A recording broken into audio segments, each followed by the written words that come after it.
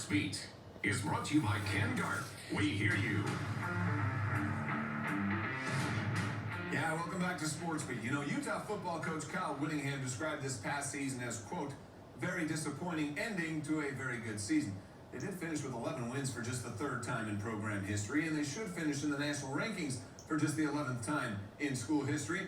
There were high hopes for this team. Several players with NFL aspirations put those dreams on hold to come back for unfinished business. They wanted a Pac-12 title. They wanted a shot at the college football playoffs, or at least a trip to their first ever Rose Bowl. Instead, the season ended with losses to Oregon in the conference championship and unranked Texas in the Alamo Bowl. Even with Bradley and Tyler Huntley and Zach Moss, just to name a few, not returning next year, they say that the guys that are coming back, they know what it takes to reach the top. Those guys know the blueprint, you know, from the years and the work that we've put in over the years. They know what it takes to be here, you know, going back-to-back championship games, you know, being South champions back-to-back years. They know the recipe, so, you know, it was different when we came in. We didn't know that recipe. So, you know, we had to learn and work through that. But now they, you know, have something they can work on. So, I mean, I'm going to be excited to continue to watch the guys work. All right, that's all in the past now. It's time to look to the future, and Clark Phillips is a key piece in that future. The one-time Ohio State commit changed his mind and signed with the Utes. He's the highest-rated recruit ever signed by Utah football.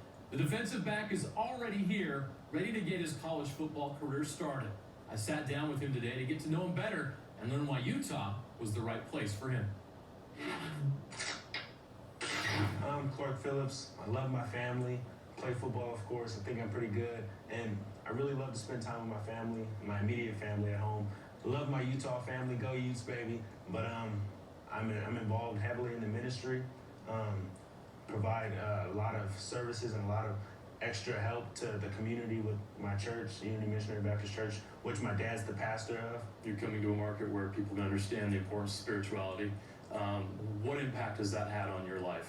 First of all, I wouldn't be here without God. My faith in God is what's gotten me this far. Having faith in myself, of course, and God is keeping me on the track to hopefully success in the future. As you're playing the cornerback position, who do you look up to? Who do you model your game after? Yeah, I study a lot of guys, but really model my game after Patrick Peterson, I'd say.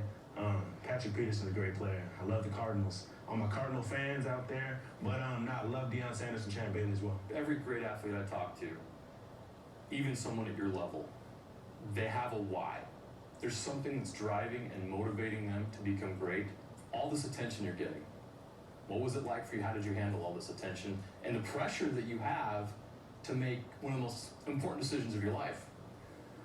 The attention, I think that comes with a lot of people's processes, and for me it came really early for me in my sophomore years when I started being recruited. But for me, I really, like I told the guys, I really just wanted to find the best place for me. And it's never been about publicity or fame or anything like that. It's really just been about deciding, you know, where I wanted to spend the next 4 years, potentially 3 years, which is the goal to graduate in 2.5 years, kind of like Jalen Johnson, great Ute going to the NFL this year. So for me, it's just been about just trying to find the best place for me, and found a home in Utah.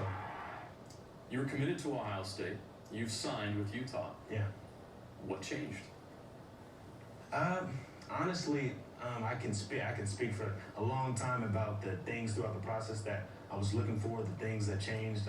But it was about a 2-week span that I had a change in heart, and the family, with a lot of conversation, a lot of prayer, definitely led me and allowed me to have the discernment to choose Utah or Ohio State. Was there a moment in time where that became clear to you? About a couple of days before signing day, I was talking to Coach Whittingham, and a couple of things happened with the other university I was committed to that kind of allowed me to see that door open for Utah, and really just made me feel really, really comfortable with the staff, and realize that, you know, the guys that are at Utah and the staff and everything that's in place feel really, really comfortable with the stability, the players, and then the opportunity that's at hand. What is it about Utah that stands out to you? There's a lot of places in the country you could have gone. You chose to put here in Salt Lake City. Like I said, the coaches, they're super stable. The stability is definitely appealing for the family, of course. For me, I love the players, I love the guys, and then they're super really genuine dudes. They're really, really good guys, I think, and even away from the ball piece, I feel like those are guys that I want to spend 3 to 4 years with. Parents are with you here today. How important has their support been for you? Super important. Those are my backbones. A lot of people call them the rock, but those people definitely have guided me through a lot. Just the guidance and the counseling that they've been able to provide throughout this process has been great. Is the NFL a goal? Definitely.